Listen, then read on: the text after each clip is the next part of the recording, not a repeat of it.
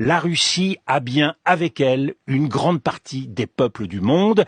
La Russie a réussi à neutraliser une grande Avec elle partie. ou neutre? Ils sont avec elle ou ils sont neutres? C'est plus que neutre, la neutralité, dans la mesure où ce sentiment anti-occidental est très largement partagé. Si on prend les BRICS, si on prend l'Afrique, on voit bien aujourd'hui comment l'Afrique est montée contre nous, cherche à faire en sorte que la France quitte l'Afrique. Il y a un sentiment extrêmement actif. On se trompe si on parle de neutralité, et cette capacité à jouer sur ce levier du monde est un élément qui aujourd'hui joue en faveur de la Russie. C'est pour ça que la situation est inégale. Ne l'oublions pas, la Russie n'a pas besoin aujourd'hui de marquer des points sur le théâtre ukrainien. Elle a besoin de geler la situation, car le temps joue contre nous, joue contre l'Ukraine, contre l'Europe, voire contre les États-Unis qui sont détournés de leur objectif majeur, qu'est la Chine. Nous avons une vision de la Russie comme puissance globale, et nous voyons bien que nous ne pouvons pas nous interdire à l'avenir une relation avec la Russie, parce que nous devons essayer de trouver un équilibre dans un monde dominé par les États-Unis